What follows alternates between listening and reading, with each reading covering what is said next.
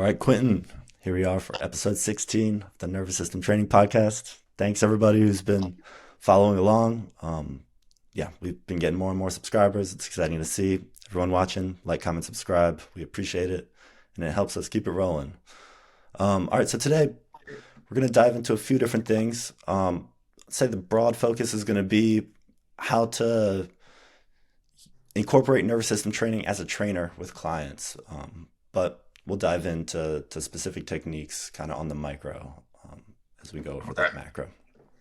But just to start, I've got some clips on Instagram that I've been compiling over the past couple weeks. I've just been sending them to myself when I find something that I think is kind of interesting. So we'll just kind of rapid fire go through some of these, and then we'll dive deeper as it comes. Okay.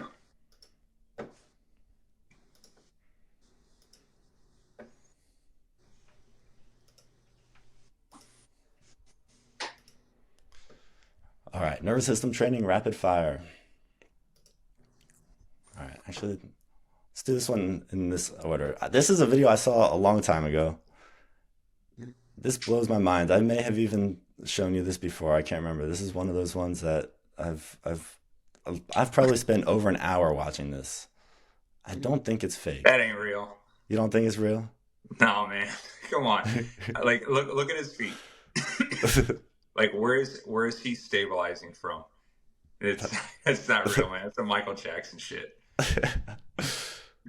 It's cool looking, but if you look like like go back to when he leans laterally, it's kind of like go to his far lean. So like pause it here. there. There's nothing that's holding him to the ground. Like you Yeah. need, there's like center of gravity is off. There's no way. Like, see, because here's the dead giveaway. You can only balance as well as your lower back and neck, your cervical spine and lumbar spine that connects to your pelvis. That's where your gravity kind of like alternates. So that's why like you can twist your body, but your head has to stay in line to stay balanced. Like if you tilt your whole head over, like you can even do this. Like if you lean like this and keep your neck in line, kind of like a chicken. But then when you pull your head with it, you see how it kind of like activates your core muscles and it tilts your whole body. Yeah. This isn't real, but it's kind of interesting looking. Yeah. And then just for the context, I saved a clip too of Kyrie doing his bounce thing in the game. This one's obviously real, but you could just see he's definitely has balance. Oh yeah, he's pretty elite. So that was pretty interesting. I wonder why he kind of like posted. Now the forward lean possibly could be real. That side lean, still see Yeah. how that's possible. Like like it's just kind of breaking the laws of physics. That's why it looks so unusual. Like when we see it, your brain can kind of detect something's off, kind of like a magic trick. Yeah. Yeah. Real or fake aside, try this. Like I said, I've been fascinated by this, and I have tried this, and honestly, I kind of do a sort of version of this sometimes when I'm warming up, especially if, like my tibs, my shin muscles get tired, or like after a long run, they'll kind of get stiff. I'll roll my ankles out, and I'll do some stuff like this. I do like it, but I mean, obviously, gotta actually stay grounded. Yeah, and Right. another dead giveaway is the camera guy. Like, how does the camera guy have like know to film him? Like his eyes are closed. Like, but he's a professional basketball player, and he filmed this. Yeah. Yeah, this is just some random. This is from years ago, but yeah. All right, let's keep firing through these. Okay. Oh yeah, this is just Oh, how does like, it, how's the validity of this training strategy? that. God damn. You know what's funny? There's actually my old Muay Thai coach. He used to tell me that when he would run, his dad would put nails in the bottom of his shoes so he would stay on his toes. And if he ran on Yeah, his heels, he'd get poked in the heel by the nails. yeah, So even as goofy as this is, and I like not like necessary, but there are certain things like like practices in other third world countries, especially in a place where performance is huge when it comes to like making an income for your family. Because he was a child fighter, One of Yeah. those kids that grow up have to fight in Muay Thai from a super young age, and they stable those poor kids. Yeah. So application, kind of a little unnecessary, definitely interesting. But as far as like a concept, definitely gets practice in the world, Yeah. Yeah. so far out. Yeah. I would like to see a wider toe box for sure. But yeah, I say like I learned nunchucks a lot faster than I learned to hit a heavy bag because when it bites, you learn quick. Yeah, there's an old phrase from a samurai comic I used to read. It said, "They will never learn unless it hurts." Yep. Yeah. Oh yeah, so this is me with Demario Davis doing some eccentric overload there. This is with Coach Jose Tienda. You didn't want to take his socks off? He was for some of it. I Okay. think it was just yeah. Sometimes they wear shoes for the um, jump rope. I don't like that, but Now, and he's a football player? yeah, linebacker. Okay. Now, do you want me to give you some constructive criticism? Yeah, for sure. Okay. So when you go to the first exercise, those medicine ball throws, put the stability ball on his upper thoracic, where his Okay. shoulder blades are. Because that will really kind of like create more of a recoil and force generation. It's like at the leveraging point. You want the leveraging point where the load hits. Yeah. Yeah. Okay. Yeah, I see. And I would probably use a larger stability ball so he can engage his hip extension more. Like Hmm. when the stability ball is a little larger, like he can kind of get deeper into extension. He has more a range of motion for his legs. Now with the like these are cool. So with these, because you've only been working with them for a couple days, couple weeks.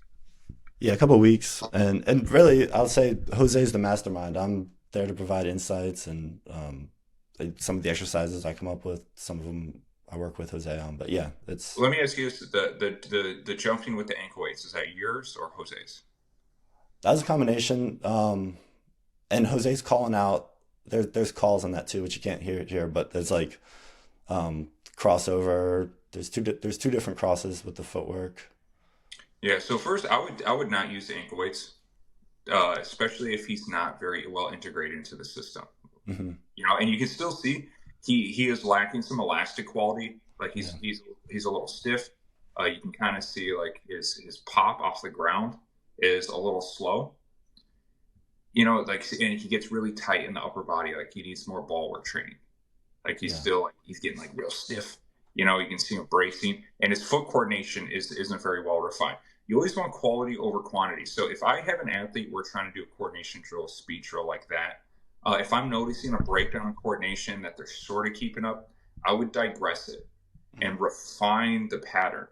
Make sure it's called net coding. You want to net code good pattern, good movements, yeah, and so it kind of gets built into the nervous system, and then you progress it onto another layer, and then you okay, refine that so it's looking perfect. Then to the next layer, it'll have a much more synergistic effect on the body because reactive speed and agility is more like that's more like an advanced progression. hmm, You want to build out the reactive mechanics, and then once they master that, then you can build out some like reactive callouts. And then once they really get that good, like when you can't stump them, they can keep up with you. They almost challenge you, like they're ahead of you. Then you can start adding extra loading. But I would go weight vest. I wouldn't go ankle weights because yeah, with the ankle weights, you're delaying the stress shortening cycle from the feet. okay. He has one of those like morpho weight vests too, which we've used for some things. I like that one though.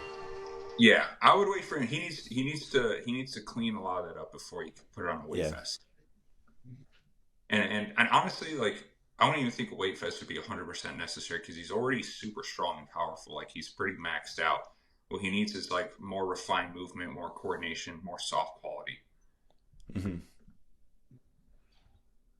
But interesting, yeah. cool. He's got it. Yeah, He's on the he's way.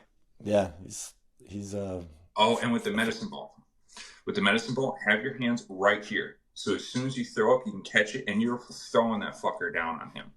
He's a big boy. He Yeah. can take it. Like Yeah. you want to go faster than his conditioned response.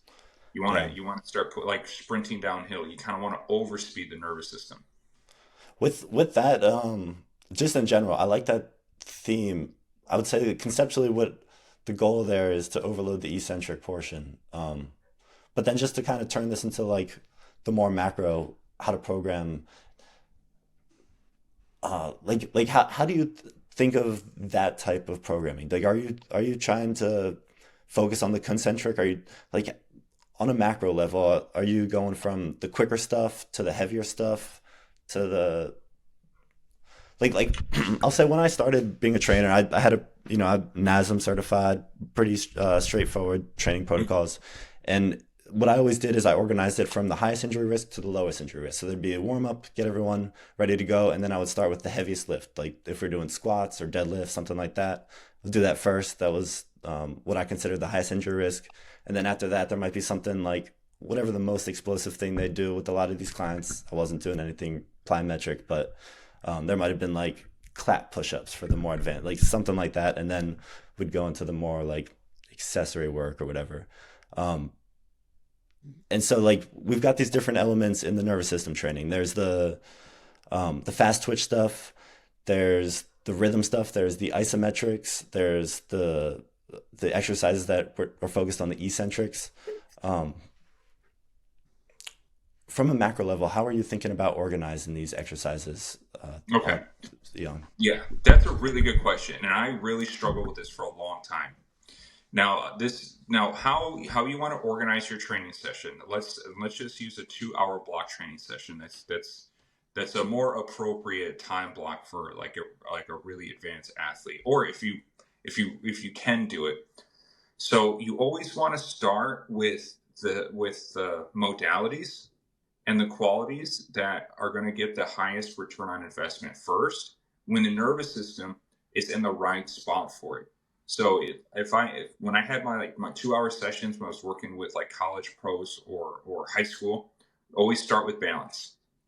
Do like 15-20 minutes of balance.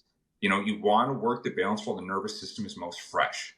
You don't want to work balance while the nervous system's already fatigued, because you only have so much energy that you can pull out of the athlete in one training session. And if you overtrain certain areas like the hands and feet, they can feel drained, exhausted.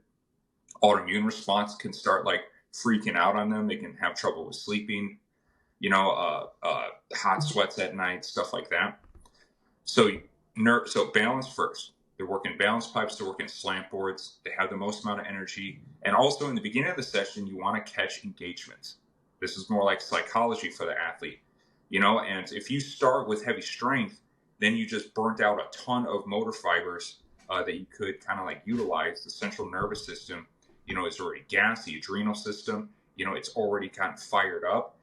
And you only have so much like adrenaline you can pull from the adrenal glands in one training session. You don't want them to get adrenal fatigue. So go balance first while their nervous system is fresh, while their feet are fresh, while they got plenty of gas in the tank. And then after that, I'll go into some sort of accessory work based on what they need.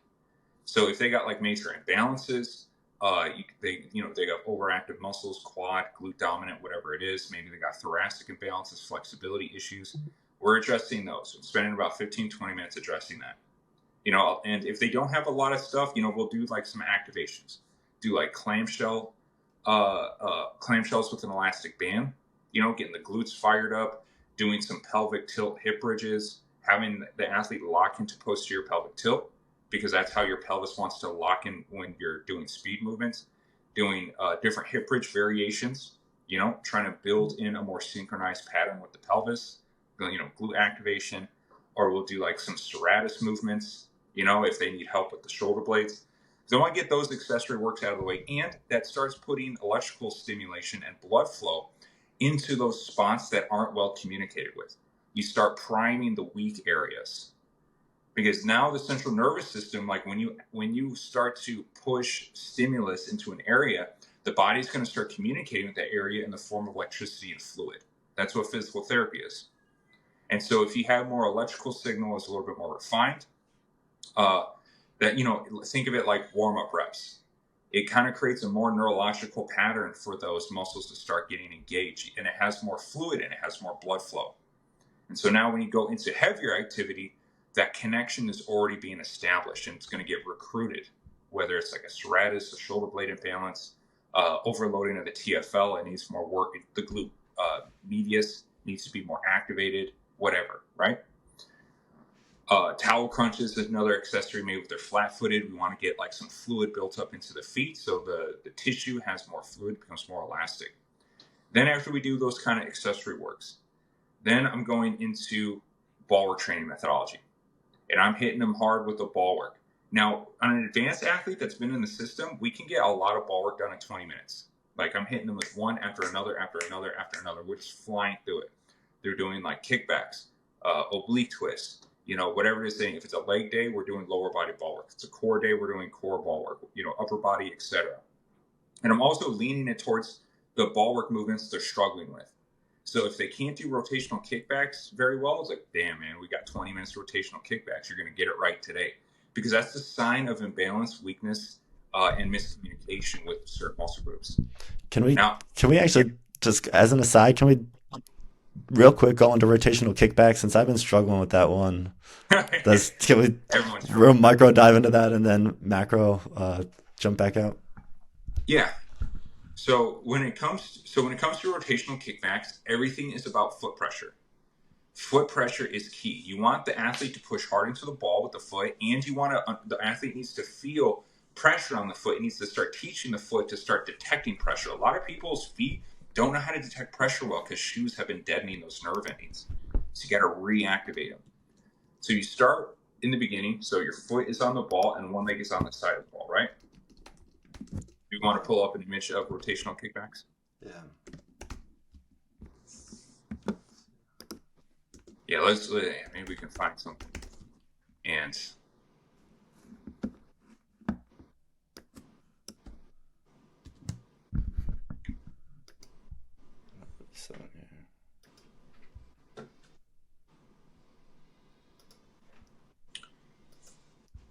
all right, so I'll explain some things while you're kind of searching the video, so that kind of gives like the audience like an idea what we're talking about.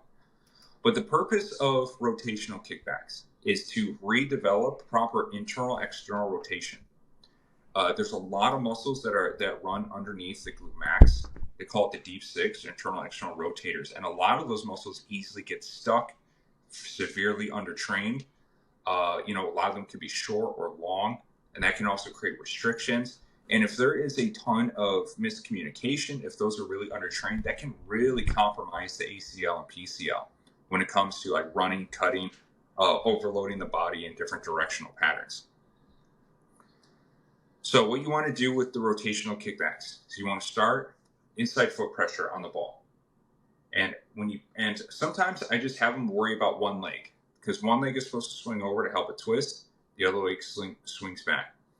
Now, if you can't, if you want a video, just Google SSL ball work.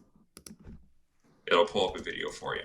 There's like a professional volleyball player that's doing the ball work methodology. We can kind of play it in the background, and it demonstrates decent. I personally think she can do a little bit better, but she's doing like a decent job at rotational kickbacks.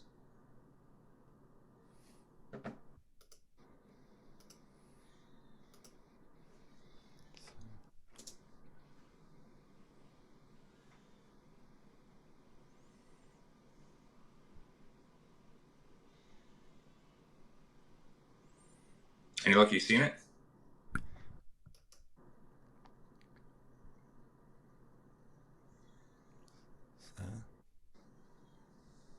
The video popping up on YouTube? Yeah, I was sharing the wrong tab.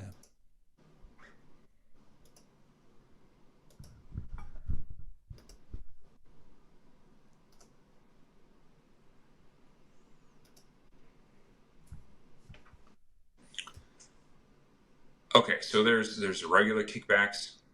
There we go. So let's loop that. It's only like a few seconds. So when she's doing these rotational kickbacks, we'll wait for the clip. So yeah, let's find the timestamp, and we'll just keep running that. So what you want to do is if you look at the foot that's on the ball, now she could be doing a better job. I like to have my athletes start on the inside part of the foot. She's more just starting on the heel. And what you want to do is you want to pull the ball in and roll the ball across the heel and then into the side of the foot. Now she's using a lot of toe extension. I personally think having the foot extended makes it harder on the athlete. Now she could be well versed in the ball work training. She could have been doing this for a really long time. When you're working with an athlete, it a lot of the times when they keep that toe extended, which is more athletic, it's more of an athletic biomechanic, but it also makes it insanely harder for the athlete to learn. Because when your foot's extended, the ball easily rolls out from underneath them. They'll lose their balance and they can't keep the movement going very well. Yeah, that's what So happens when I do it. right. So what you want to do is you want to be more in a dorsiflex position when you're learning this. So you roll the ball across the heel and you dorsiflex and you roll all the way to the lateral part of the foot into the pinky toe.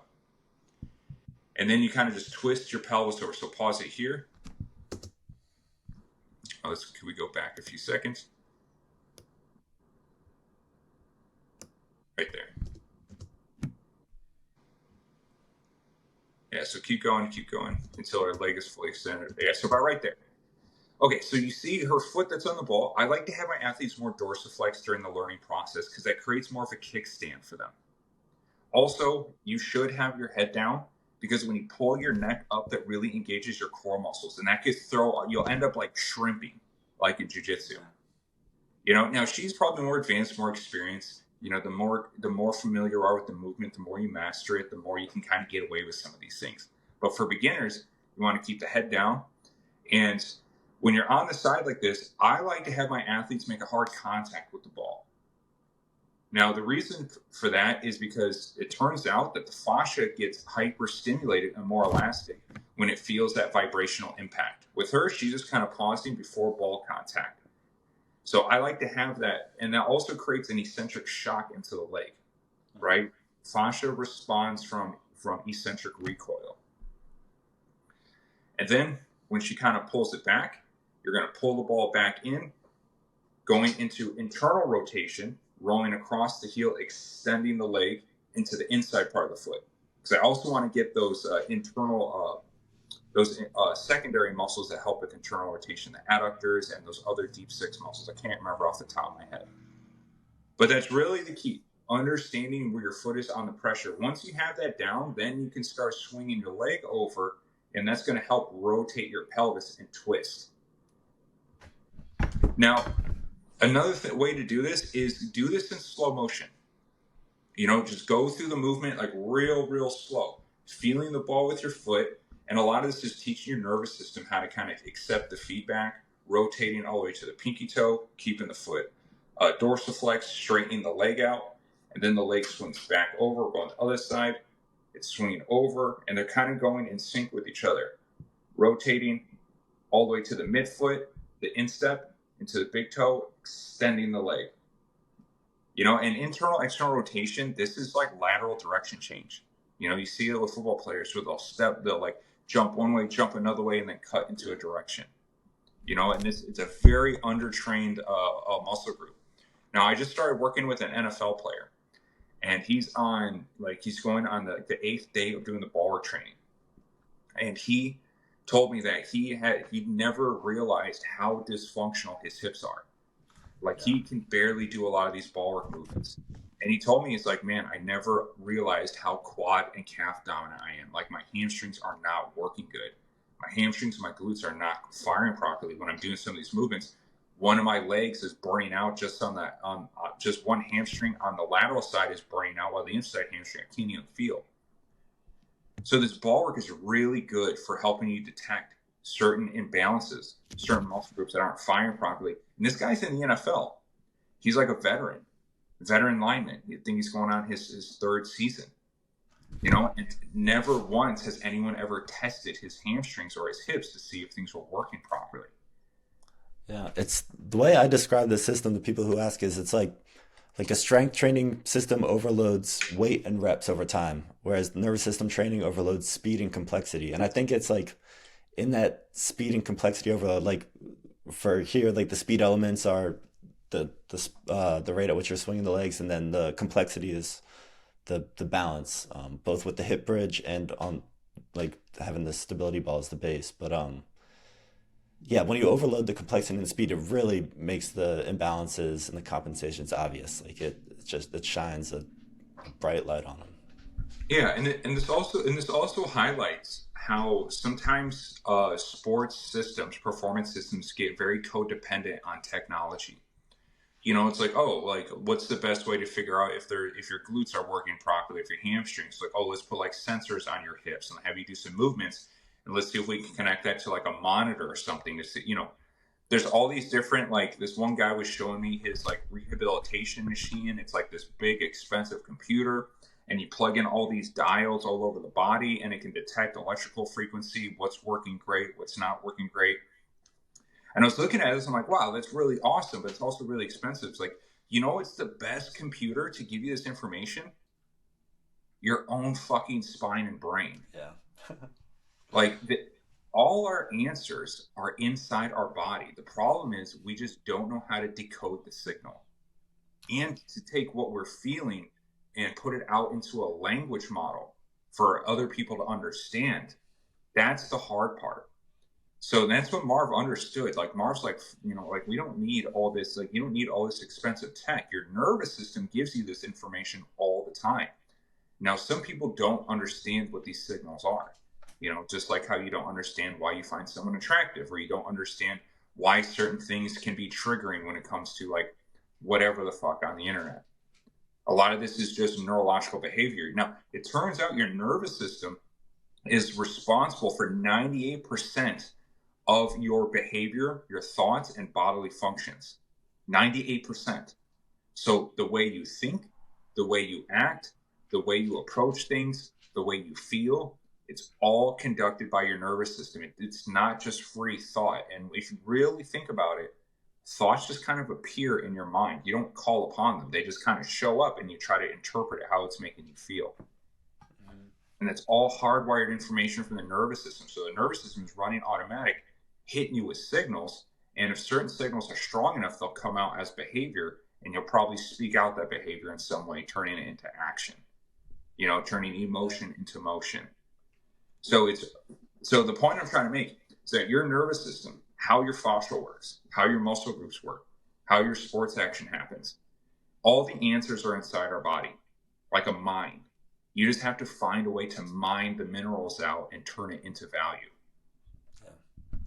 Yeah, you used the term signal in there a couple times. I always like that phrase, the signal and the noise. But yeah, all the hip sensors, all the technology, all these fancy tools we have, it creates a lot of information.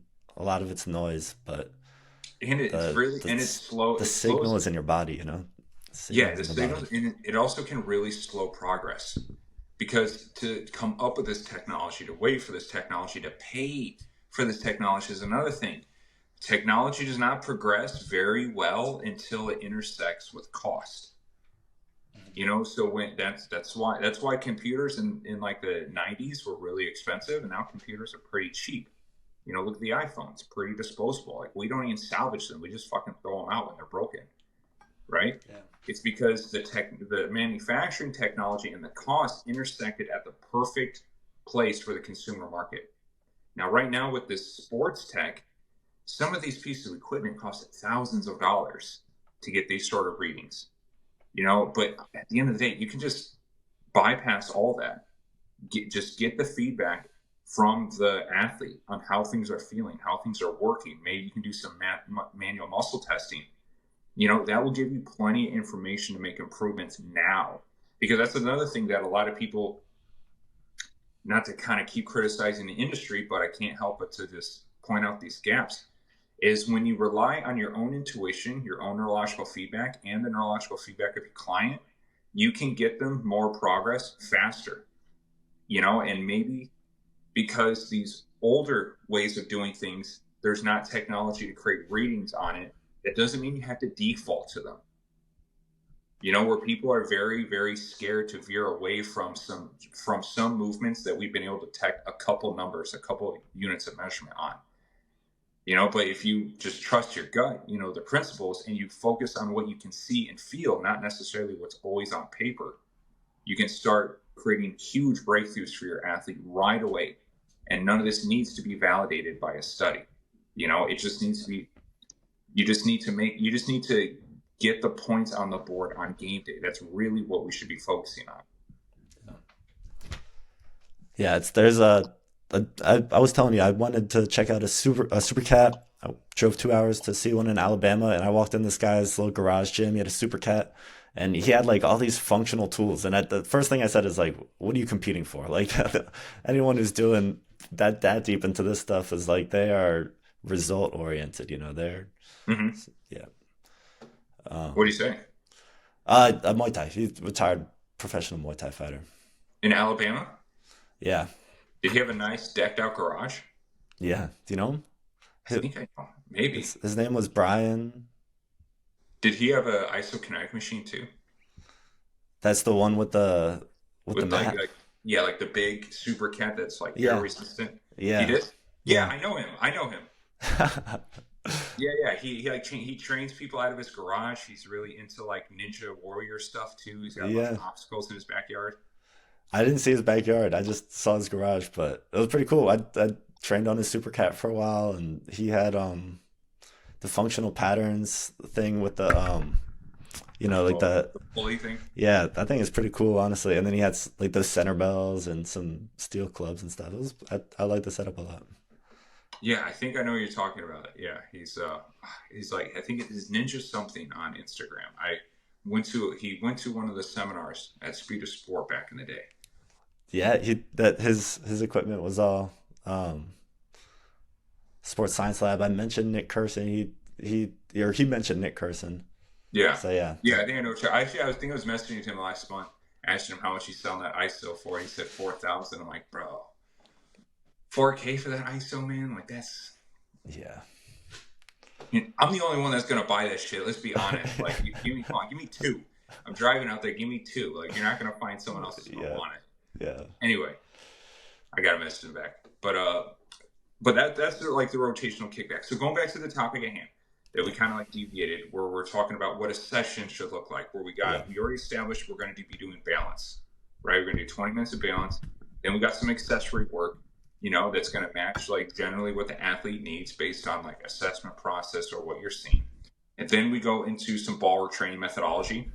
I want to bang that out for 20 minutes, and I like to get the ball work out right away.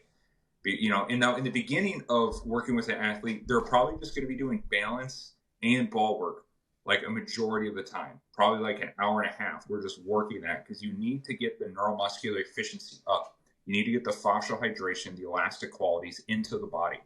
You're going to make exponential progress, right? If you just focus on soft quality improvements in the beginning and not really worry about the hard quality improvements.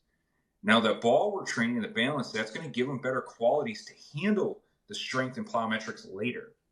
And this is something, if you're a trainer out there, a lot of trainers, even myself in the beginning, would feel super insecure not doing something that's like really hard and strong, right? We feel like we need that, like, oh my God, this guy's not getting a good workout. He's going to think I'm a pussy. I'm not pushing him, whatever.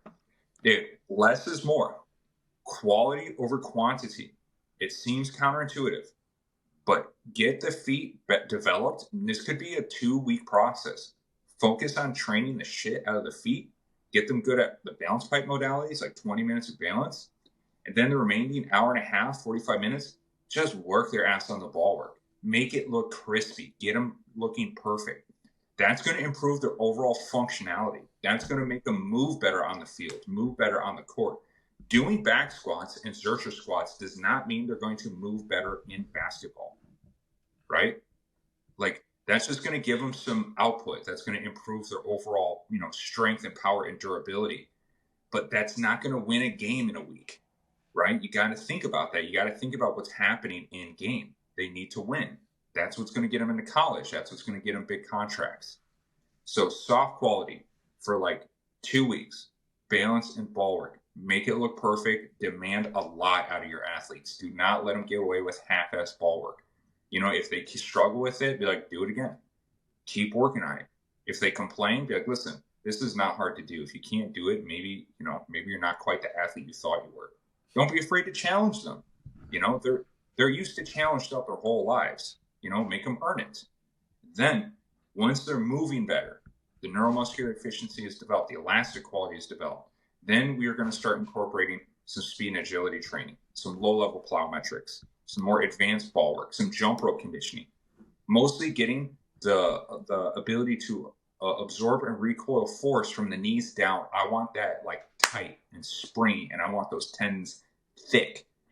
That is going to save their body. And a majority of jumping movements and sports action does not come from the legs. It comes from the calf and foot and ankle complex. If you look at basketball, that's why I'm not a big fan of like these box jump movements where they start in a chair, right, at half flexion, and they get out of the chair and try to jump up. If you really watch basketball, if you really watch sports, it's super rare that an athlete is going into a half squat position to move anywhere. Usually they have a quarter flexion out of their legs, and their calves and Achilles tendons are doing a lot of the work. It's even like look at when someone like runs up for a dunk. They don't run, squat, and then jump and dunk. Right? They're like, if you look at LeBron, his knee is like just bent a little bit on one leg to take off into his launch.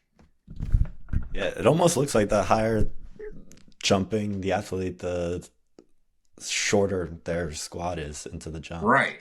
Yeah, because the flexion's too slow. Mm-hmm. It's too slow to get that deep into your flexion. Now in football, you're going to see a little bit more flexion because they have to get lower to the ground for tackling. So that is something to consider. But with basketball, the only time you're really getting low is on defensive movements, and you're not going up on defense. You're going lateral. Mm-hmm. You're going lateral. You're going straight. But when you launch into the air, you don't start half squat and launch up. And it's actually been proven. I can't remember the study. I was going over this with my AI. It's been proven that going into deep flexion strength movements actually reduces output. It reduces the stress shortening capabilities, and it reduces the elastic capabilities of the body. Interesting. Yeah. So, and I saw a bunch of football players, like they'll do like these power cleans, they'll squat all the way down, like ass to grass, and pull back up. Yeah. And I was taking screenshots, sending it to the AI, running it through all like the different studies. Totally unnecessary. Absolutely unnecessary. You don't need full range. That's a bodybuilding technique. That's a fitness technique. That's not a sports performance technique. Let me ask you about knees over toes guy. We've talked about it a little bit, but that's like the knees over toes squat. I'll pull up a video of it, but that is that's the knees over toes squat. That's a therapy goal. It's not a performance goal. Yeah, but he's still like he markets himself as the guy who learned to dunk after age 30, by doing these things. Yeah, sure. This is not going to make you jump higher. It's going to give you healthier, thicker knee tendons, which are more resilient for your plyometrics. Okay. Like people need to understand, people keep looking at the movements. You need to think about the stimulus. Stop worrying about tools. Stop worrying about what the movement looks like. Think about what is this movement stimulating into the body. Deep, full range, loaded movements stimulate blood flow into tendons. It lengthens and strengthens. That is a quality for durability and health of the tendon. So you can do more jumping, do more plyometrics. That is what actually gets you up off the air, because you got to think about the physics. You're absorbing and recoiling force. Deep squats are not a absorbing movement. It doesn't take advantage of the stretch shortening cycle at all. So when people are thinking about these movements, they're just looking at it, be like, oh, deep squat, he dunks. Yeah, I got to do that. Like, no. You're not understanding the context. You're not understanding what the stimulus is doing. Deep movements, deep squats, things along those lines, those put blood flow into the tendons, makes them thicker, makes them be able to lengthen better, And then when you have denser tissue, you have more muscle fibers to work with. You can do more plyometrics. It expands your training capacity. If you got real skinny legs, really short tendons, you're getting fucking jumper's knee. It can't take the fraying. It can't take the shearing. It's going to break it down. So that's why I made the video a couple of weeks ago about power cleans. Like we say Olympic lifts, but we shouldn't be saying Olympic lifts. It's not Olympic lifts. It's the type of stimulation you hit your body with. It's high eccentric loading with neuromuscular drive. That's what an Olympic lift is. An eccentric load forcing the stretch shortening cycle to push into a high neurological drive that does not hit failure. But we say Olympic lift. So let's do all the Olympic lifts. Like, no. Stop saying Olympic. Stop using that kind of language because you're just confusing everyone. If we focus on how it stimulates the body, now we can find different. Okay, if we need a heavy load to pull the heavy eccentric load, like when you like when you're holding the bar, slightly bend your knees, you load. That's absorbing energy to recoil it back up. So you eccentric load, it's a strength, speed, stretch, shortening movement. You stretch the tendons, stretch the muscles, you snap it back up, and then you have to neurologically drive it over your head and then let it go. Okay, how can we duplicate that stimulus with different tools in more creative ways, in ways that we can express things that are closer to the sport? Maybe we can do it rotationally. Maybe we can do it laterally. But if we just think Olympic lifts, we limit our ability to create more stimulus to make us a better athlete, to get the body to adapt. Are you kind of seeing how the language puts things into a box so we can't really understand what's happening? We're just monkey see, monkey doing everything. Mm-hmm. And that's why I did it with the super cat. I was like, okay, I need a clean to a press, right? Okay, well, I can do it this way. I can do it here, and I can throw it, and I can catch it. And then I can throw it up, and then I can catch it on one hand. Like there's all these, or I can hold it. I can squat all the way down and raise all the way up with it. And then I can do it where one leg goes out and one leg goes in. Like I'm just finding the stress principles, and now I'm adding different movement patterns to it to try to create more stress stimulus towards specific goals. From a hockey player, okay, why would I want him to be better this way? I need him better this way. Because that's his movement pattern. He needs to be better like this. These are his feet.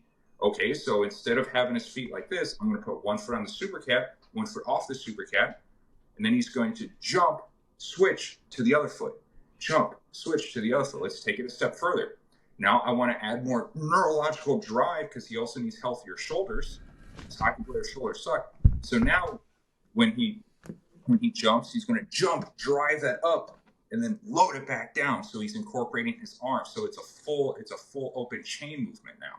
Now I can work the shoulders. I can take advantage of the stress shortening cycle and take advantage of how the fascia can displace energy in different directions simultaneously. Now I'm hitting more qualities.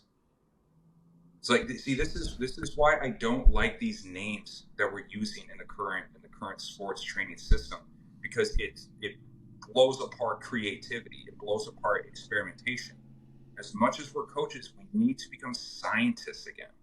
This is sports science. This is not sports coaching. Sports coaching is when you got them all on the field, you got to run a pass play. You got to run a triangle offense. That's sports coaching. We are sports performance scientists, and we coach them through our science. And you look at now, like you got all these soft tissue injuries. I'm ranting again. I'm fucking ranting again. But this needs to be said. Because I've been seeing a ton of videos. Tell me if you've been coming across this too, where people calling out other trainers like, "Oh, you think you fucking know how soft tissue injuries are happening? You're just trying to take this guy's job. You're just trying. Why don't you stop being such a clickbait loser?" Where they're like, I've been seeing these too. Yeah, like I hate trainers that take advantage of an athlete's injury. Someone's life just got changed, and you're going to try to use it to sell your program. Shut the fuck up. And let's focus on the reality of the problem. It's not the trainer's fault. It's the system. I'm so sick of these emotional fucking coaches getting butthurt because their system is breaking at the seams. The NFL is full of soft tissue injuries. Soccer soft tissue injuries are fucking exploding. Women's soccer, their ACLs are flying off like fucking hotcakes right now in women's soccer. The NBA is fucked. Let's keep it 1,000. The NBA is fucked. No one wants to play basketball the same way. These coaches in high school are like thinking about different offenses. They're trying to, they're stretching calves more. The system is breaking under its own weight because it's become dogmatic. That's the problem. It's becoming like Warhammer 40K. Anything outside of the bounds of the Imperium of Man is heresy. And these strength coaches will leave me messages, call me a snake oil salesman, say I'm trying to peddle fucking bullshit, pseudoscience. It's like, dude, functional patterns, wet method, nervous system training, these are responses. These are responses to the problem. They're solutions to the problem. The Coach Chong with foot fascial glide, these are responses to the fucking problem. Stop getting so emotional and be a scientist and just acknowledge reality. Because now it's turning into some fucking weird sports scientist communism again, where you can't say certain things. All the line there's gatekeepers at certain levels of the game. Like you can't get into the NBA until you know a certain amount of people, until you're only able to do certain protocols because they've been proven in a university setting that hasn't been updated in almost fucking 50 years. You still got athletes in fucking shoes, even though it's already been proven that barefoot training improves performance. They're still wearing shoes because this is how we always did it. And we only got 2 coaches to 70 athletes at the University of Ohio. We can't help them all. We got NFL players that had no idea his hamstrings were working properly. He's in the NFL. You're telling me no one in the NFL is assessing these motherfuckers? Like, it's not as good as people think. People need to fucking come back to reality and realize there's a huge problem in the sports training philosophy, and it's literally ruining lives right now. And this is data. I looked it up. I'm going to make a video about this. There's a clear line escalation of the integration of Olympic lifting and heavy concentric based strength training and the rise of soft tissue injuries. It's because the output of the athletes is exceeding the input of what they can absorb. Sports is not about how much you can output. It's about how well you can absorb the kinetic energy and fire it back off. Every sports movement has that principle to it. Every baseball swing, every pitching throw, every soccer kick, there's a loading and then an output. There's an input, then an output phase. Everything. And we only focus on output in our philosophy. Then when the output exceeds your ability to absorb it, the tissue cannot take it. It's undertrained. And that's where you're seeing these Achilles tendon tears. It's not an output problem. It's an input problem. It's an absorbing issue. They lacking absorbing qualities. And that's why it's the same fucking dorsiflexion movement. Leg goes into extension to drive forward. They hit heavy dorsiflexion. The toes are already inactive, so the fascia can't absorb it properly. The Achilles tendon gets isolated. The eccentric load is too high. The tissue splits. That's it. That's all that's happening. That's all non-contact injuries ever are. The eccentric forces are exceeding what the tissue can handle. So what do? Let's just make them jump higher. More output, more power, more lifting. No, we need to teach them to absorb the energy better so they can last longer. Everyone can already jump high. Like, it's not that necessary. We don't need more vertical jumps. We don't need better broad jump testing. We need better games. We need more athletes. We need more superstars because sports is declining in this country. The NBA has been losing money. The WNBA is a fucking whatever. Caitlin Clark's the only one saving that. No one watches soccer. There's no soccer superstars. Is baseball making money or are they going down?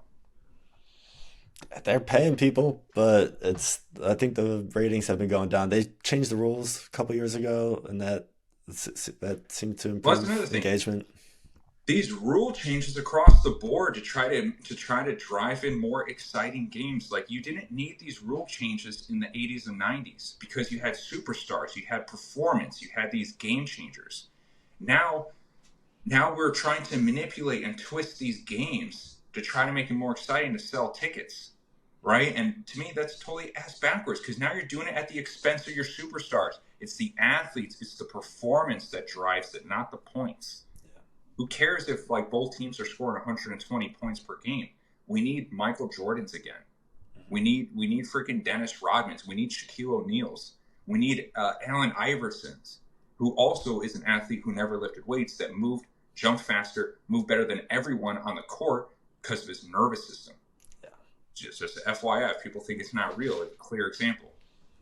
Yeah, I think there's this misconception right now that like we're in our humanity's peaking in terms of athleticism, with all like the technology and the money that that's in these sports. But I don't think Not that's even real. close. I was thinking about it like John Jones. I think he's the best fighter I've ever watched. I think he's the GOAT in my opinion. But do you think he would have any chance against like a Viking in prime Viking shape? You know, like back 800 years ago or whatever. Like there's no way. Like Well, it's, hold on. Like, that, hold on, I don't. Let me. Do you got to? it's Can John Jones beat like a 16th century Norse Viking? Yes, you because think those guys so? were only 145 pounds, maybe Okay. 106. Who's what? What would be the 260 pound Viking that I'm picturing? Is that It's just the Hollywood. It's fantasy. that's Norse gods? Yeah, no, human beings were not that big. Interesting. They didn't get big until modern agriculture in the 1900s. Okay. Like Well, if you go to like there's this place I think it's called Greenfield Village in Michigan where it has like they restored all these like homes and like tables and things from people from like the early 16 1700s. They're all tiny. Like you gotta like duck your head to get into the door. Like that you barely fit your ass in the chair. Like the table, everything seems like it's for hobbit people. It's because people couldn't get good calories back then. There's no refrigerators. You know, you have to fucking salt all your meat. What the fuck? You know, you had to eat like some people were just eating grain that was not even turned into bread. It was just like just a grain seed, and they just crush it with oats and put flour on it and eat that. You know, yeah, that's people were living hard. You know, it was bad times. People were dying of tooth infections. No, so that's more like Hollywood propaganda to kind of sell heroes. This is the strongest, most powerful human beings have ever come. The problem is that we have a system that is supposed to find athletes, not create athletes. That's the real heart of the problem. We have a sports system that holds authority called the NCAA. They hold the most authority out of all sports science, and they do the least amount of experimentation because colleges have turned into a business. They have not turned into a place of development and science anymore. They've turned into a place of student loans and honestly a lot of weird propaganda. It's gotten really weird. Like remember the TRX conversation we had? Like you can see the TRX in every strength and conditioning facility in America in any college, and the TRX was invented by some guy who was an ex-military, like rock climber or whatever. You know, the universities aren't making anything; they're not running experiments because there's a bureaucracy that goes to these systems. When it comes to professional sports and NCAA, there's a bureaucracy about what gets passed, who gets money, and who's allowed to get jobs. So, and at the end of the day, when we have a country with a giant population of people, we have a huge genetic pool. We have a system that's not built on making athletes. We have a system that's built on finding athletes. When you're in those higher level colleges, NCAA, those guys like are found. They're like the best of the best of the best. They're not even great. They're the best. And then the best of the very best maybe make it to the NFL. Those guys, you know, like so we find them and we give them opportunity so we can sell tickets. Like don't get it twisted. Just because the stadium looks fancy and the yellow and the maize and blue looks really sharp on the field, that does not mean that that kind of effort is put into developing athletes. It's in there to sell tickets. It's like a concert. Have you ever been backstage on a concert? Everything's all shitty and dusty. It's disorganized. There's clutter everywhere. It's a performance. It's designed to look good. It's designed to get you to buy more beer, buy more popcorn, buy more jerseys. And they made millions and millions and billions of dollars off of the backs of these athletes. And it was only recently we had to take them to federal court to try to get these athletes some sort of revenue because they were basically using their likeness, their effort, you know, to sell tickets. And they said, okay, well, you get a college education for what? Majority of college grads are not getting jobs. You know, it's like you're creating like you're creating a labor force that's controlled by debt. is really what colleges are kind of turning into. And everyone knows it, everyone feels it, but no one wants to call it out. So we're going to say that these college systems that literally had a guy with a dick racing females in swimming, we're going to say this college system is they're the best. They have it all figured out. Sports can't get any better. Training can't get any better. What industry thinks like that? What is this, the Catholic Church? Like, can you imagine if that was in fucking heart surgery? Like, no. We figured this out. No more experimentation on heart surgery. This is done. It ends here. People will be like, are you fucking crazy? No, there's more that can be explored. There's more we can improve. It's never like, no, it's done here. That's dogma. Yeah. That's where religions eat themselves. What we're seeing with this training model right now, we're seeing the serpent eating its own tail.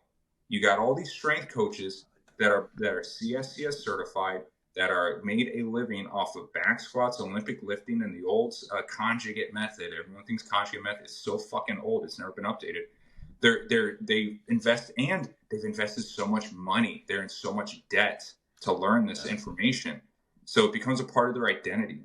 And colleges are great at indoctrinating people. So now you got a whole system of coaches that are clinging, that are clinging at the very edge to keep their identity intact, to keep their position as authority figures in the space intact. But in reality, if you just trust your eyes, like, who are you going to believe? The textbooks or your own lying eyes? Our system is working. You're just jealous. You just want these clients. Okay. Maybe the system isn't working, because I'm literally seeing athletes drop like flies every weekend on live television. That's hundreds of $millions just getting burnt away. Like, when are we going to just be okay with the fact that sometimes things are wrong? It's okay to be wrong. That's how things progress. It doesn't mean you're doing the wrong thing. It just means there's a flaw. Like, look at fucking Invisalign. Like, things get better. We come up with new ideas. We can improve it. No, every kid needs to wear fucking wire braces. It stops there. Am I going crazy, or is this? Yeah, no, it's like imagine if like we just decided the pinnacle of mental health was lobotomies, like we just get there and just hang out there for the rest of time. Yeah, we're just people. And there was a time in human history when this was happening. It's called the Dark Ages, where we did not fucking do anything. Nothing went forward, nothing went backwards, because the majority of lords, landowners, religious groups, they strangleholded the ability for people to progress out of control, out of maintaining authority in the dominance hierarchy. Mm-hmm. And I think we're in that right now with sports. We're in a athletic dark age, and it's being progress is being gatekeeped by these current trainers, and it doesn't have to be. We can all come together and open up dialogue and stop making hit posts on this system sucks, this system sucks. We need to start looking at footage. We need to put our minds together collectively as coaches and as scientists and find solutions, because the only thing that fucking matters is results. Everything else can go get fucked. Your identity, your college, your system. Look, I'm working on fascial glide. That was never in the nervous system training program. Mm-hmm. But I see the value. I'm working on it. I can notice the difference. It's in now. Yeah. Results. That's all that fucking matters. No one gives a shit who created it, where it came from. All that matters is, can we make these athletes better? Can we have more injury resistance, better gains, better opportunities to change lives? Everything else is just fucking nonsense, and I'm so sick of it. There's so much drama right now amongst coaches. Yeah. So if you're a coach, if you're watching this, use your eyes. Don't just stick to rhetoric. Don't just stick to textbook rhetoric, because things are not constant. They change, they evolve. Now, real quick, Jake, I know I just hijacked the podcast again and went on a fucking crazy rant. I'm sorry, guys, but I do want to answer our initial fucking question from the beginning of this podcast on his training session. So let's get that out of the way, because this is actually some real sauce that people can use. If you stuck it out to the very end, you're going to get some bonuses. So after ball work training, You want to go balance, accessory work, ball work training. And then after ball work, you want to work your speed, your low-level plow and your speed and agility training, right? You want to max that out 20 minutes. So right now we're about an hour and a half in on the session. And the reason is because when you hit them with strength and they go into speed, their nervous system is already degrading. They're losing electrical signal. Tissue is softening. Elastic quality is going down. The energy is getting lower. We're running out. All right, that means the movement quality is going to degrade. We don't want that. We want high, nice, crispy movement quality. Then once you got all your speed and agility out of the way, the remaining time you have, you hit them with strength. You zap them out. You zap them out. Now, strength isn't just lifting. Strength is also plyometrics. There's like 7 or 8 forms of strength, starting at like absolute strength or maximum strength all the way down to speed on the force velocity curve. Any part of that is anything with the word strength. So you guys starting at speed strength, working your way up, all that is strength work. Not every session needs maximum strength. Not every session needs absolute strength. Majority of your sessions should be done at speed strength or strength speed. That's when you get the most development. But if your athlete doesn't have a lot of tissue, right, it's not going to last. It's going to limit output. It's going to limit input output. Plyometrics is going to be limited. So you want to implement strength training if they need more tissue density and refinement so they can tolerate the resistance. They can tolerate the amount of damage and force you're putting on them. That's how your training session should look. You do it that way, your athlete exponentially get better. And do it 1, 2, 3, 4, 5. That one is not actually totally accurate. There's more than that. If you go to third row down, all the way to the right, second one on the right. This one? Yeah. 1, 2, 3, 4, 5, 6, 7, 8, 9, 10. So there's technically 10. Now, starting at speed strength and up, those are all forms of strength training. Those are all. We're hitting the point of the tempo and the velocity where we're expressing more strength than we are just overall speed. Interesting. Yeah, everyone thinks plyometrics is not strength. Plyometrics is strength. It's just a speed strength.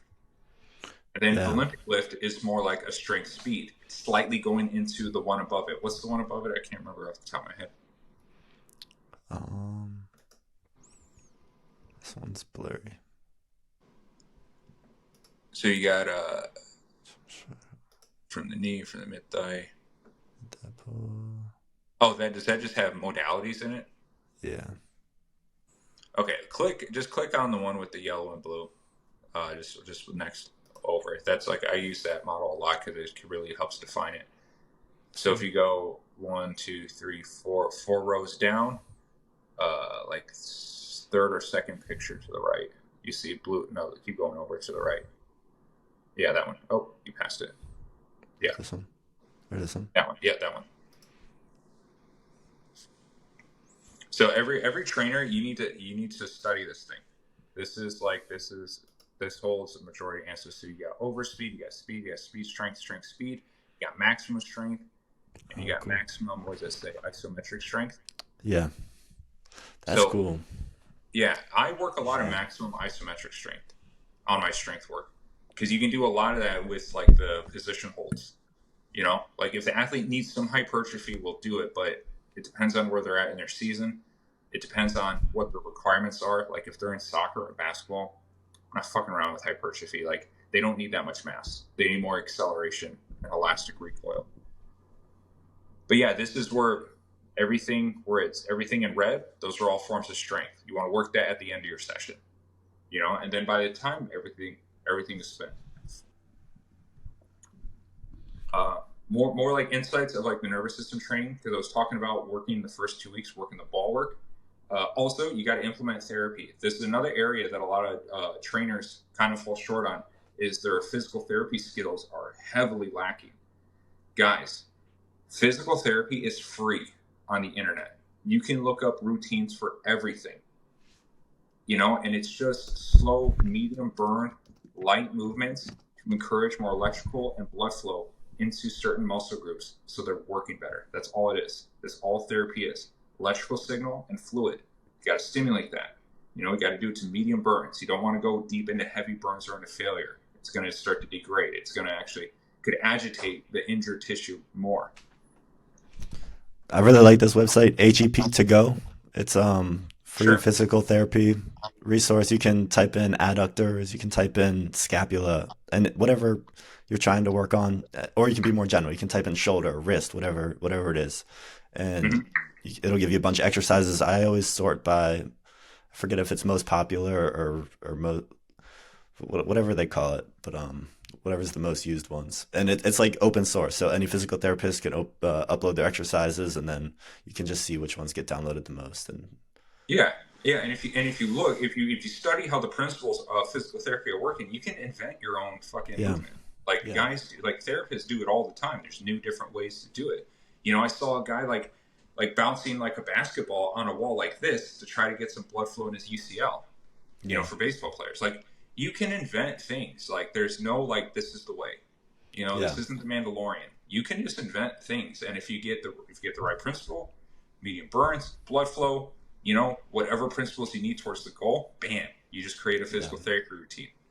Yeah, if you know what you're trying to work on, you look it up here. You'll see the patterns that hit that area, and then you can just get creative on how you apply those patterns, what equipment you use, what speed you use, if you add elements of instability, et cetera, et cetera. Um, All right, so let's rapid fire through some reels because that was like our main goal. And yeah, sorry guys, I'm a little emotional sometimes. I'm working on it. I'm real. working. So real quick, we jumped around a little bit, but what's like the 60-second run through of a 2 hour nervous system training? Okay, so 2 hour nervous system training. So you got balance, 15 to 20 minutes.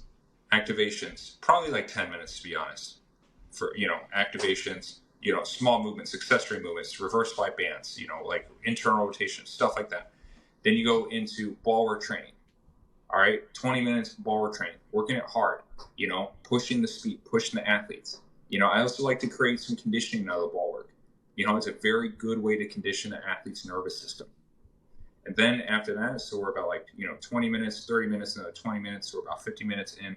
Then I'm hitting them with speed and agility training, and I like to have more space for speed and agility training, because there's more complexities we can add to that. Speed and agility training is very, very underrated, and the tempo of most speed and agility training, it's not very fast. It needs to be fast, aggressive, and reactive. So we're working that for another 20 to 30 minutes. So now we're at like an hour and 20 minutes. Remaining time, strength, baby. We're doing jump training. If they need jump training, that's considered strength. Super cat throws, that's considered strength. Medicine ball throws, plyometric box jumps, isometrics, uh, Olympic lifts. If those are the tools you have, I'm not saying they're not terrible. Like it definitely will help. Double down on your ball work though. If you have to use barbells, you got to double down on your ball work to keep the elastic quality up. But yeah, ended on that. By then, athletes should be cashed. That would be a freaking phenomenal training session. Maybe cool down with some range of motion if they need some improvements on their hamstrings. Maybe they are very tight and posterior chain. You can really ballistic stretch them like really hard to access deeper ranges of motion, whatever. To cool them down, give them a fist bump, send them on their way. All right, let's dive back in to these rapid fire reels.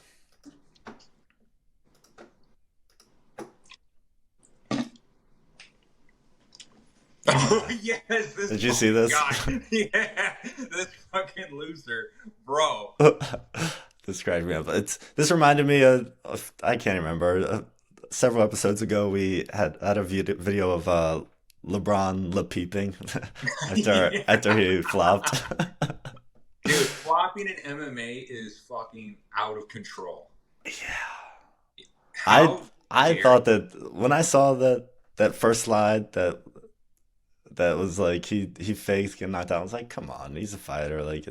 But when you watch the video, it really looks like he Dude, you know what faked this it. is? You know whose fault this is? This is Aljamain Sterling's fault. Oh yeah, but what happened Remember, with he got that? kneed in the head, and he's like, "Oh, what the fuck? Oh Like, why yeah, did he kneed me in the head? I can't continue my brain." He's like fucking acting, and they gave him the belt. They rewarded the flopping. This is yeah. how Was flopping that Peter is. Yan? Did he fight Peter Yeah, Yan in that? against Peter Yan, badass Russian motherfucker. Yeah, But yeah, this is This is why you need to punish flopping. You need to punish it, even if it goes against the rules. You got to do something on the back end. Dana White should have said, like, listen, I'm stripping you of the belt. I'm going to fine you. Hey, we'll give you the belt, but I'm fining you your fight purse. Like, you cannot reward flopping because then it spreads like a fucking yeast infection in your sport. And that's why basketball has it, because they reward them with free throws now. And then it starts running out of control. It took over men's soccer. It's taking over the NBA. I will be damned if I see it take over MMA. You need to punish this immediately. It's dangerous in MMA. If people start flopping, like someone's gonna get seriously hurt. Like Not only you that, gotta be. it should be fucking illegal. It Yeah, should be like no different than throwing a fight, because that's yes. what throwing a fight is. It's a flop. It Yeah. should be illegal. You should be fined, and you should be suspended for a year if you appear to be flopping with undisputable proof. Yeah. I think when you go in the cage, like you have to know your opponent has competitive agenda, or else it's like you're What a risking pussy, bro. injury. Yeah. Dude, what a freaking, like, half a fucking backbone to your life. What's this Yeah. guy's name? Let's say on the first side. Maybe it's not even worth finding out. Rodolfo Bellato. Rodolfo, you need to you need to go into you need to go into basketball, my guy. This is not this place for you. This is not the place for you, man. It's fucking embarrassing. You embarrass yourself, and you embarrass your gym. By the way, you embarrass yourself and your coaches. A lot of guys who bust their ass to help you, probably for free, because a lot of coaches go way out of their way with very little pay, and you just fucking shit all over them with this. Yeah. That's that frame right there is bad. Yeah, Dude, roto flop. roto flop. He'll never live that down too. I hope he doesn't. I'm Dana doesn't mess with that. I'm sure he's toast. Altamir Sterling is starting to live it down. For some people, are kind of forgetting. Oh yeah, here we go. Yeah, I like this. I have some balance pipes. I was setting up a floor is lava situation the other day in my living room. Yeah, man. I used to do this with my youth athletes. We used to Yeah. set up like little obstacle course and stuff. This is good stuff. The kettlebell shit, super little sketch. The kettlebell jumps, those are a little sketch. It's pretty cool that Yeah. he pulled it off. Yeah, he's that's a good one. The fucking fight. Yo, It's a man, Red that Bull freaking- video. These that- Red that Bull bunny hop, guys. that bunny hop with the handlebars is pretty legit though, and the skateboard. Dude, look at this guy. This guy's a freaking Renaissance athlete. And he's big. Yeah, hey, skateboarders, if you're a skateboarder, get in the gym. Your skateboarding will improve massively. Get into plyometrics. Are you a skater? No, my cousin is a big time skater, and we did some training camps together. He made huge improvements with his skateboarding. That's cool. Yeah, skateboarders, hey man, it's a sport. You got to train like the rest of them. Yeah. All right, let's keep firing through these. Yeah, okay, this guy. Now, I seen this. This guy is this is the guy I was talking about, that's under a lot of heat by all these other CSCS guys that are super butthurt. Now, what I'll say, what's this guy's name again? Because I want to reach out to him. Dr. Joel Seedman. Dr. Joel Seedman. So Joel Seedman released an ebook or a freebie, a lead magnet, saying like, hey, 7 possible reasons why these NBA players are getting these Achilles tears. And all these other coaches started making hit pieces on him, started calling him out, started showing lists of how his athletes got injured. And that made me think, okay, some of his athletes are on the injury list. Were they non-contact? Do we know this? Second thing is, he's not criticizing the coaches. He's criticizing a system. Now, am I saying, is this system much better? I don't think so. It's not looking like it's going to fix the problem. But we should acknowledge, I do like the fact that he's trying to think outside the box to come up with some solutions. Now, are they the best solutions? That's up for debate. I would love to have a conversation with this guy, and see if this is actually making improvements. I think this is more like a fitness thing, to be totally honest. Like farmer carries. Yeah, I think this is just maximum load on the skeleton. I'm guessing that's his idea with this particular exercise. Yeah, it's also very compressing on the feet. You really deaden the nerve endings of the feet, and you really compress the bones, which you need those. You need those bones to be more elastic, or to have like more movement, so the tissue is more elastic. But yeah, Dr. Friedman, is it? Seedman, Dr. Joel Dr. Seedman. Seaman.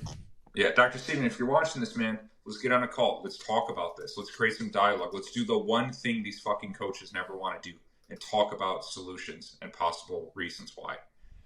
Yeah, I'll point out too for like anyone who's criticizing these trainers for creating content for their own benefit, like in and of doing that, you're creating content for your own benefit. So Yeah, it's dude, stop. Yeah, we need to stop it. Honestly, it's a bunch of fucking emotional fucking female behavior with these coaches. It's embarrassing. We're supposed to be fucking men and talk about these problems, making fucking smear campaigns like an ex-girlfriend. What the fuck is happening? I just this guy is his nervous system is in tune with the flow of the boat. It's a short one, but I just thought that was a good looking video. I like the vibe. Yeah.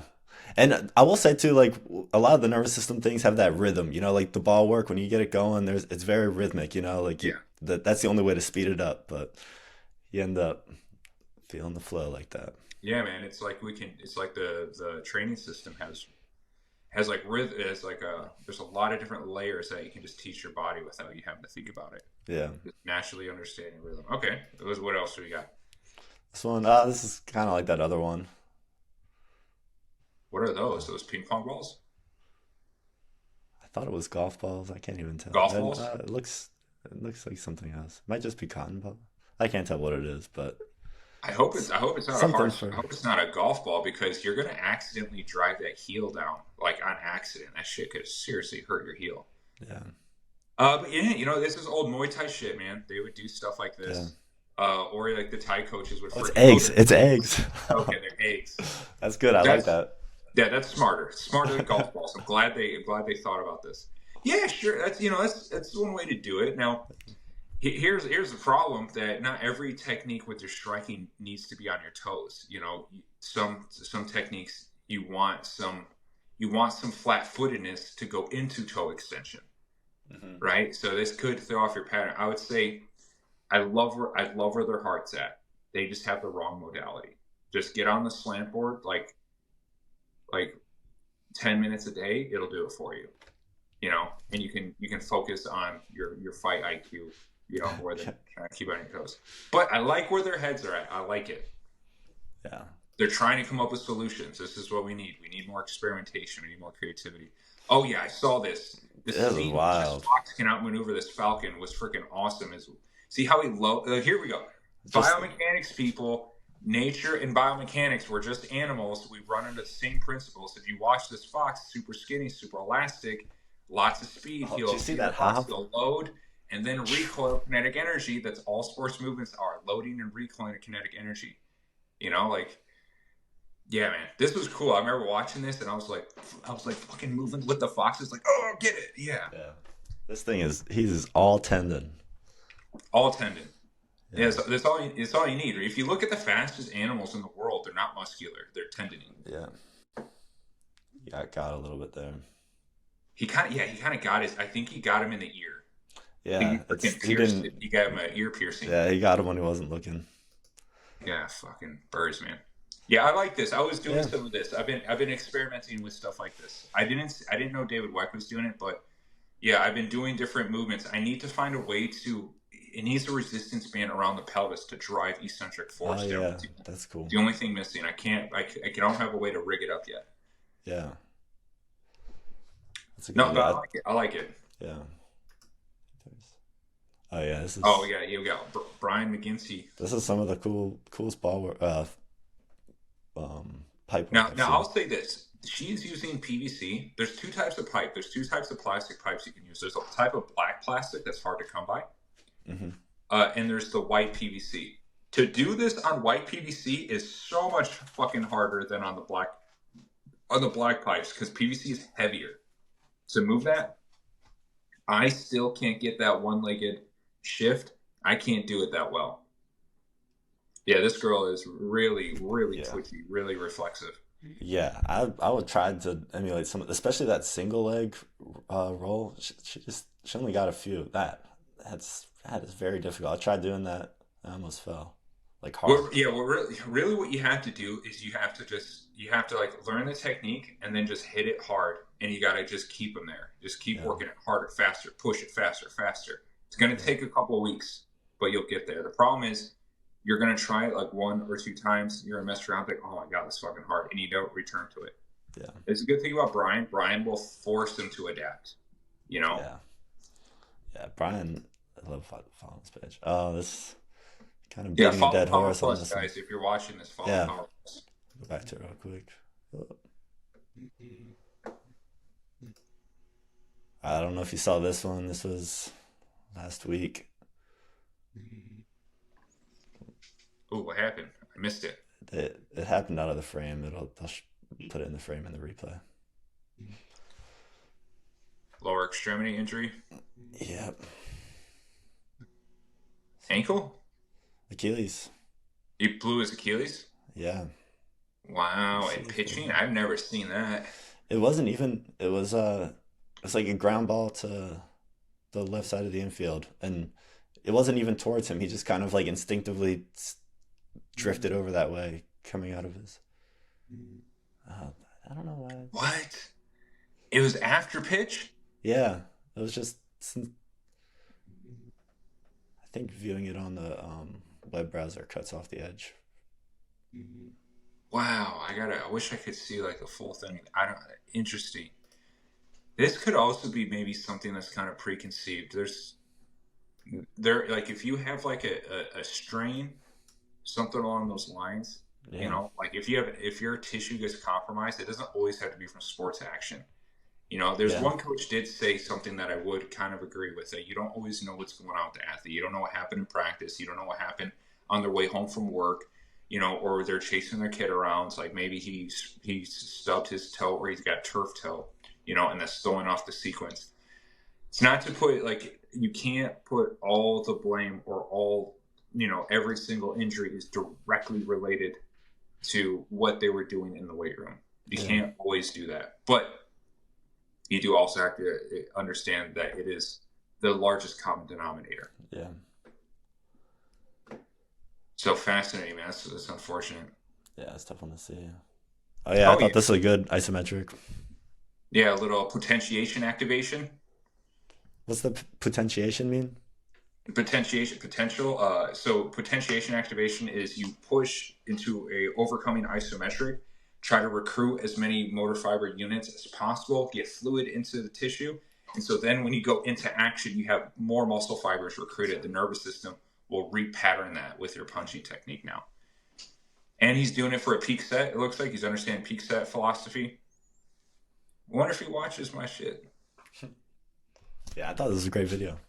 Yeah, good stuff. Good stuff. I like it. I'm not sure why he has the weight plate and the stick. Like, why not just put your fist? Oh, probably just to create space to go immediately into his punches, Yeah. so he doesn't punch. And the also front. it just keeps him a little honest, like just to make it more extreme. Imagine if that's a 5 kilograms, about a 10-pound plate. But Yeah, imagine if okay, it was yeah, like yeah.